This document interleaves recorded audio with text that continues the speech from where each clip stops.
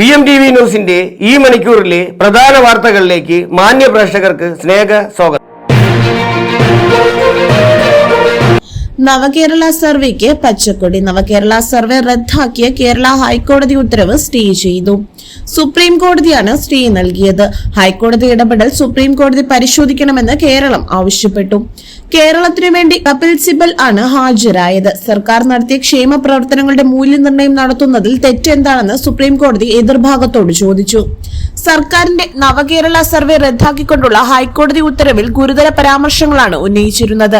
സർവേയെക്കുറിച്ച് CPIM-ന് മുൻകൂർ അറിവെന്നും ഉത്തരവ് വരുന്നതിനു മുൻപ് പാർട്ടി സെക്രട്ടറി കേഡർമാർക്ക് കത്തയച്ചുവെന്നും ഹൈക്കോടതി കണ്ടെത്തി. വിഷയത്തിൽ നൽകിയ സത്യവാങ്മൂലം തൃപ്തികരമല്ലെന്നും ഹൈക്കോടതി നിരീക്ഷിച്ചു. കത്ത് പാർട്ടി കേഡർമാരെ പോർട്ടലിൽ നിറയ്ക്കാൻ പ്രാപ്തരാക്കിക്കൊണ്ട് പ്രസ്തുത പരിപാടി രഹസ്യമായി ഉപയോഗിക്കാനുള്ള ഒരു സംഘടിത ശ്രമം നടന്നിട്ടുണ്ടെന്ന് ആരോപണത്തിന് ബലം നൽകുന്നതാണെന്ന് Kerala survey special PR campaign എന്നുമാണ് കോടതിയുടെ നിരീക്ഷണം. സംസ്ഥാന സർക്കാരിന്റെ വികസന നേട്ടങ്ങൾ ജനങ്ങളിലേക്ക് എത്തിക്കുന്നതിന് വേണ്ടിയാണ് നവകേരള സർവേക്ക് സർക്കാർ തുടക്കം കുറിച്ചത്. 20 കോടി രൂപ ഇതിനായി വകയിരുത്തി. CPIM LDF പ്രവർത്തകരാണ് സർവേ വോളണ്ടിയർമാരായി തീരുമാനിച്ചിരുന്നത്. ഇതിനെതിരെയാണ് KSU നേതാക്കളായ അലോഷ്യസ് സേവ്യർ, മുബാസ് എന്നിവർ ഹൈക്കോടതിയിൽ ഹർജി നൽകിയത്. CPIM-ന്റെ രാഷ്ട്രീയ പ്രചരണത്തിന് വേണ്ടി ഖജനാവിലെ പണം ഉപയോഗിക്കുന്നുവെന്നാണ് ഹർജിയിൽ ചൂണ്ടിക്കാട്ടിയത്. പദ്ധതിക്ക് പണം വകയിരുത്തിയതുമായി ബന്ധപ്പെട്ട് രേഖകൾ കോടതി സർക്കാരിനോട് ചോദിച്ചു. തുടർന്നാണ് സർവേ റദ്ദു ചെയ്യാനുള്ള നടപടിയിലേക്ക് ഹൈക്കോടതി കടന്നത്. നവകേരള സർവേ പദ്ധതിക്ക് ബജറ്റ് അലോക്കേഷനോ ധനകാര്യ അനുമതിയോ ഇല്ല എന്ന് കോടതി നിരീക്ഷിച്ചു. സർവേ നിയമവിരുദ്ധമെന്നും ചീഫ് ജസ്റ്റിസ് ബെഞ്ച് വ്യക്തമാക്കി. സർക്കാർ ജീവനക്കാരുടെ വാട്സ്ആപ്പ് നമ്പറിലേക്ക് മുഖ്യമന്ത്രിയുടെ സന്ദേശം എത്തിയതിനെതിരെ ഹർജിയിൽ മുഖ്യമന്ത്രിക്ക് തിരിച്ചടി. കൂടുതൽ സന്ദേശങ്ങൾ അയക്കുന്നത് കോടതി വിലക്കി. ഗുരുതരമായ ആരോപണമെന്നും സ്വകാര്യതയിലേക്കുള്ള കടന്നുകയറ്റമെന്നും കോടതി വിമർശിച്ചു.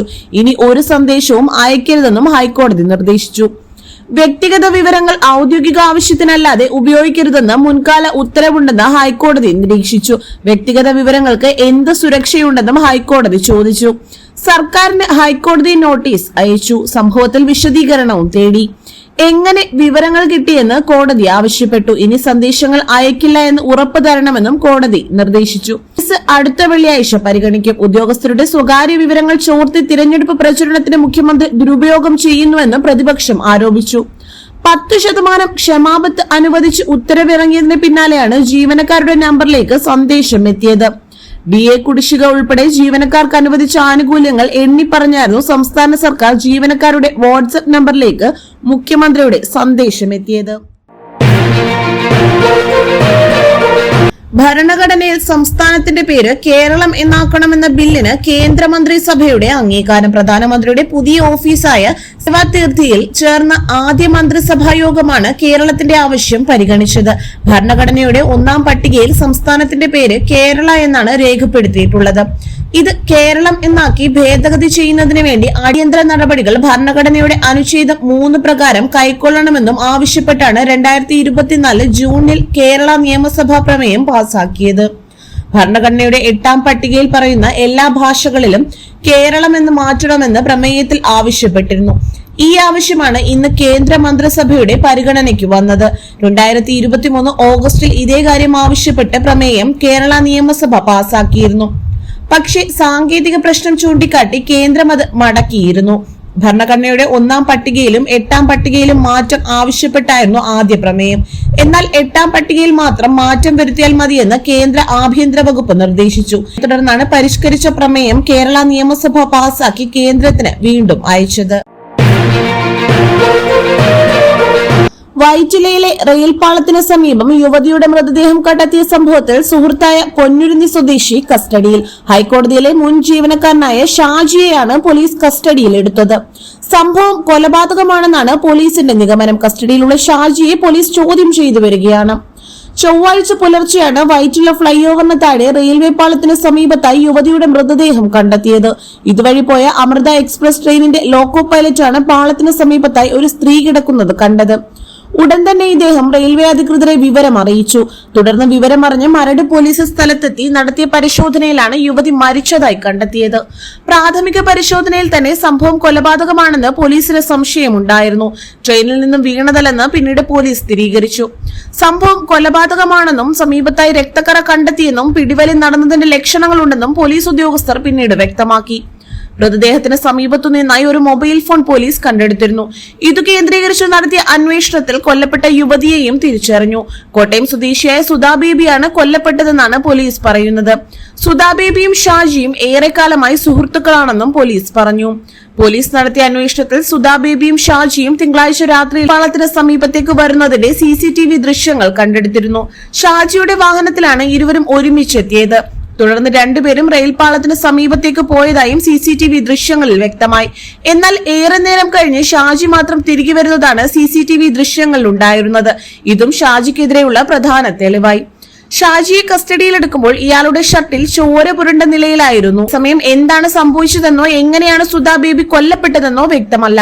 ഷാജിയെ വിശദമായി ചോദ്യം ചെയ്യുന്നതിൽ നിന്നും ഇതെല്ലാം വ്യക്തമാകുമെന്നാണ് പോലീസിന്റെ പ്രതീക്ഷ. ഷാജിയും സുധാ ബേബിയും ഏറെക്കാലമായി സൗഹൃദത്തിലാണെന്നും യുവതിയുടെ വീട്ടുകാർക്ക് ഇതേക്കുറിച്ച് അറിയാമായിരുന്നുവെന്നുമാണ് പോലീസ് നൽകുന്ന വിവരം. എന്നാൽ ഇരുവർക്കുമിടയിൽ എന്താണ് സംഭവിച്ചതെന്നതിൽ വ്യക്തതയില്ല. കൊല്ലപ്പെട്ട യുവതിയുടെ മുഖത്ത് മാത്രമാണ് കാര്യമായി പരിക്കുള്ളത്. മൃതദേഹം റെയിൽപാളത്തിന് സമീപം ഉപേക്ഷിച്ച സംഭവം ആത്മഹത്യയായി ചിത്രീകരിക്കാനാണ് ലക്ഷ്യമിട്ടിരുന്നതെന്നും സംശയിക്കുന്നു.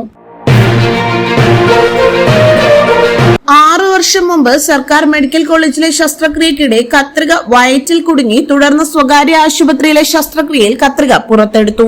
ശേഷം 1 വർഷം മുൻപ് രോഗി മരിച്ചു. എന്നാൽ ഇതൊന്നും അറിയാതെ തെളിവെടുപ്പിന് ഹാജരാകാൻ മരിച്ച രോഗിക്ക് ആരോഗ്യവകുപ്പിന്റെ നോട്ടീസ്. പിറ്റേന്ന് തിരുവനന്തപുരത്ത് നടക്കുന്ന തെളിവെടുപ്പിന് ഹാജരാകാൻ തൃശൂരുള്ളവർക്ക് നോട്ടീസ് നൽകിയത് 2 ദിവസം മുൻപ്. പുറപ്പെടാനിരിക്കെ ഫോൺ വിളിച്ച് സിറ്റിംഗ് മാറ്റിയെന്നും അറിയിപ്പും. ഇതാണ് മന്ത്രി ഉൾപ്പെടെ കൊട്ടിഘോഷിക്കുന്ന കേരളത്തിലെ ആരോഗ്യരംഗത്തെ മാതൃകയിൽ ഒന്ന്. തൃശൂർ മെഡിക്കൽ കോളേജ് ആശുപത്രിയിൽ 2020 മെയ്യിൽ വയറുവേദനയ്ക്ക് ശസ്ത്രക്രിയയ്ക്ക് വിധേയായ തൃശൂർ കൂർക്കാഞ്ചേരി സ്വദേശി ജോസഫ് പോൾ എന്ന ഓട്ടോറിക്ഷ ഡ്രൈവറുടെ കുടുംബത്തിന്റെയും ദയനീയ അവസ്ഥയാണ് മേൽ വിവരിച്ചത്. വർഷങ്ങൾ ഇത്ര കഴിഞ്ഞിട്ടും ഒരു രോഗിയുടെ ജീവന് ഭീഷണിയായ കുറ്റകരമായ അനാസ്ഥ കാട്ടിയവരെ സംരക്ഷിക്കുന്ന ആരോഗ്യരംഗത്തെ സിസ്റ്റം തകരാറാണ് ഇതിലൂടെ വ്യക്തമാകുന്നത്. 2020 വയറുവേദനയെ തുടർന്നാണ് ജോസഫ് തൃശൂർ മെഡിക്കൽ കോളേജ് ആശുപത്രിയിൽ ചികിത്സ തേടിയത്. പോളി ടി ജോസഫ് ശസ്ത്രക്രിയയും നിർദ്ദേശിച്ചു. ഡോക്ടർ ആവശ്യപ്പെട്ട പ്രകാരം അദ്ദേഹം പ്രാക്ടീസ് നടത്തുന്ന സ്വകാര്യ ആശുപത്രിയിലെത്തി 10,000 രൂപ കൈക്കൂലിയും കൊടുത്തു. തുടർന്ന് മെയ് 5-ന് ആദ്യ ശസ്ത്രക്രിയ നടത്തി. ദിവസങ്ങൾക്ക് ശേഷം പരിശോധനയിൽ ശസ്ത്രക്രിയയിലെ അപാകത കണ്ടു. തുടർന്ന് മെയ് 12-ന് വീണ്ടും ശസ്ത്രക്രിയ നടത്തി. മെയ് 30 വരെ മെഡിക്കൽ കോളേജ് ആശുപത്രിയിൽ ചികിത്സയിൽ കഴിഞ്ഞു. ഡിസ്ചാർജായി വീട്ടിൽ പോയ ശേഷം വയറുവേദന അനുഭവപ്പെട്ടതിനെ തുടർന്ന് വീണ്ടും മെഡിക്കൽ കോളേജിൽ 2 തവണ എത്തി ശസ്ത്രക്രിയ നടത്തിയ ഡോക്ടർ പോളിയെ കണ്ടു. CT സ്കാൻ ഡോക്ടർ പറഞ്ഞു. CT സ്കാൻ എടുത്തു തുടങ്ങിയതോടെ ആശുപത്രി അധികൃതരുടെ ഭാവത്തിൽ മാറ്റം വന്നു. CT സ്കാൻ റിപ്പോർട്ടിന്റെ അടിസ്ഥാനത്തിൽ ഉടൻ ശസ്ത്രക്രിയ നടത്താമെന്നും അഡ്മിറ്റ് ആകണമെന്നും അവർ ആവശ്യപ്പെട്ടു. തുടർന്ന് സംശയം തോന്നി പുറത്തെ ഒരു ക്ലിനിക്കിൽ പോയി എക്സ്റേ എടുത്തപ്പോഴാണ് വയറിൽ കത്രിക കുടുങ്ങിയത് വ്യക്തമായത്. അതിന്റെ അടിസ്ഥാനത്തിൽ ഇനിയും മെഡിക്കൽ കോളേജിൽ നടത്തുന്നതിന്റെ പന്തികേട് മനസ്സിലാക്കി ജോസഫിന്റെ ബന്ധുക്കൾ ഡിസ്ചാർജ് വാങ്ങി സ്വകാര്യ ആശുപത്രിയിലെത്തി സ്കാൻ ചെയ്തു. അപ്പോഴും കത്രികയുടെ സാന്നിധ്യം പ്രകടമായി. തുടർന്ന് സ്വകാര്യ ആശുപത്രിയിൽ ശസ്ത്രക്രിയ നടത്തിയാണ് കത്രിക പുറത്തെടുത്തത്. അന്നു മുതൽ ജോസഫ് നിത്യരോഗിയായി മാറി. തന്റെ ഉപജീവന മാർഗമായ ഓട്ടോറിക്ഷ ഓടിക്കാൻ പോലും കഴിയാതെയായി. തുടർന്ന് ജോസഫും ബന്ധുക്കളും പോലീസിലും ആരോഗ്യവകുപ്പിലും പരാതി നൽകി. ഡോക്ടറെയും ചില ജീവനക്കാരെയും പേരിന് സസ്പെൻഡ് ചെയ്ത് കേസും എടുത്തു. ശസ്ത്രക്രിയയിൽ തങ്ങളുടെ ഭാഗത്തു നിന്നും പാളിച്ചയുണ്ടായെന്നും മനസ്സിലാക്കിയ ഡോക്ടർ ആദ്യം പണം കൊടുത്ത് രോഗിയെ വരുതിയിലാക്കാൻ ശ്രമിച്ചു. വഴങ്ങുന്നില്ലെന്നായപ്പോൾ ഭീഷണിയായി.